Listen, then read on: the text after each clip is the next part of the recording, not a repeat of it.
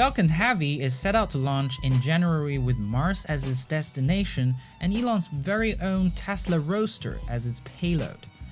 What a surprising turn of event.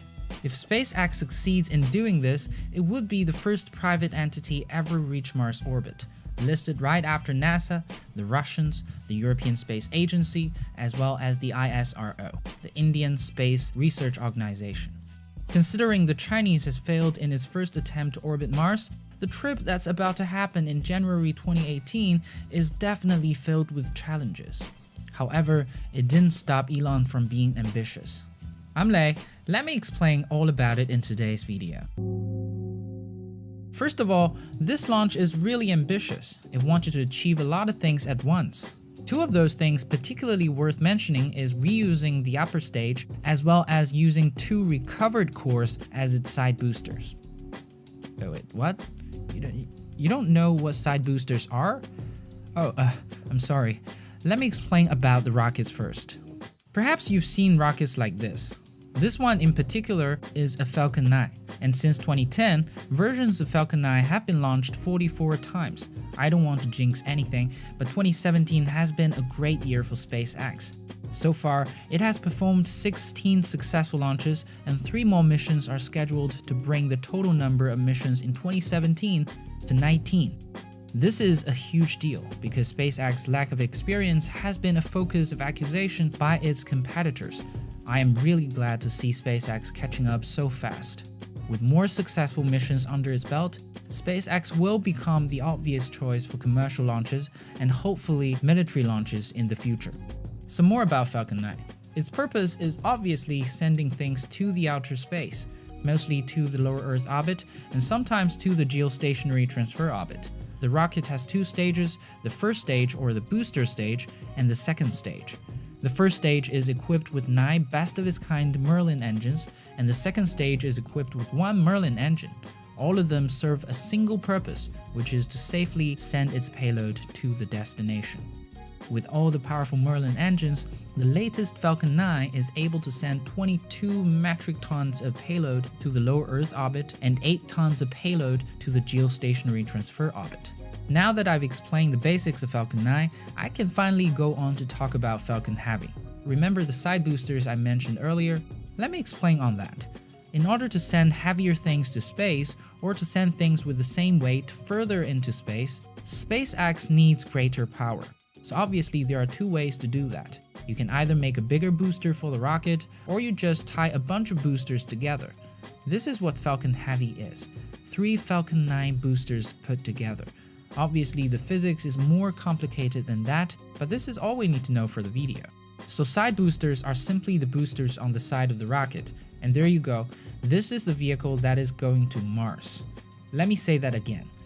It's going to Mars. I mean, it's not like we have never been to Mars before, it's just that considering what SpaceX wants to achieve in the future, this upcoming launch could be a start of something great. Something truly great. For those of you who don't know, SpaceX has this plan of colonizing Mars before the end of the century, sending a power plant in 2022 and humans in 2024 to Mars. I've explained this plan before, I'll link it down below. If Elon's multi-planetary dream came true, this launch could be marked as the beginning of a whole new era. That's how important it is. Although the payload that is being sent to Mars this time is a Tesla Roadster, which is about 1,300 kilograms, the Falcon Heavy has a much higher payload capability. 3 times the payload capability of Falcon 9, remember? Falcon Heavy will have the thrust equivalent of 18 747 aircraft. It will be able to send 63.8 metric tons of payload to the low Earth orbit, 26.7 tons of payload to the geostationary transfer orbit. It is basically a beast, dwarfing any other rocket in service right now. Here is a payload comparison between Falcon Heavy and its existing competitors. Falcon Heavy is clearly more powerful. Now that I've explained all about Falcon Heavy, we can finally go back to the point I was making at the beginning of the video. The maiden launch of Falcon Heavy is really ambitious because of 3 reasons. First and the most obvious reason being that SpaceX has never done it before. Not only has the Falcons never escaped the Earth's gravity, which is a huge deal for space flight, SpaceX also has no experience in sending things 300 million miles away that will take 7 months to be there. That's why even Elon is not 100% sure that the flight is going to be successful. But either way, he promised it's going to be exciting. As if the launch is not filled with enough challenges yet, SpaceX has decided to use 2 recovered boosters for the maiden flight. The booster 1023 from the Tycom 8 mission and the booster 1025 from the CRS-9 mission. Both are recovered boosters from 2016. Although theoretically, they should be as capable as new boosters, using recovered boosters is still an uncharted territory. That said, the decision does make sense. Since these 2 side boosters are expandable in the mission, SpaceX might as well use the old ones. Furthermore, what makes the maiden flight even more ambitious is that during the mission, SpaceX might want to try recovering the second stage of the rocket, making the entire rocket reusable. This will be SpaceX's first attempt to recover the second stage.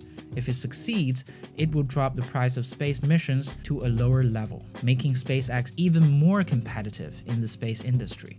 It would also be really bad news for SpaceX competitors, like the United Launch Alliances and Arianespace. Last but not least, some of you guys asked me why SpaceX is building bigger rockets that has no use in the real world. What I want to say about that comment is that not only is Falcon Heavy a great rocket, it is also a very clever business decision. Although super heavy lift rockets have little advantage in sending commercial satellites to the low Earth orbit and the geostationary transfer orbit, it will be proven to be useful for the future commercial resupply missions to the moon. NASA has this multi-billion-dollar plan to build another international space station near the moon in the next decade. Guess who will be the best candidate for helping NASA? SpaceX, with its Falcon Heavy and its Big Falcon rocket, will be the most capable and the most cost-effective candidate for those missions. This will mean billions of dollars of revenues for SpaceX for the years to come. If all of this does not excite you, let me repeat the mission again. Falcon Heavy is going to send a Tesla Roadster to Mars. Falcon Heavy is going to send a Tesla Roadster to Mars. Falcon Heavy is going to send a Tesla Roadster. Wait, what? Am I getting played off? What? This is ground control to Major Tom. Hey guys, thank you for watching. If you haven't subscribed, do it now. Also, what else do you want to know about the upcoming launch? Let me know in the comment down below. I'm Lei. As always, I'll catch you guys in the next one. Peace.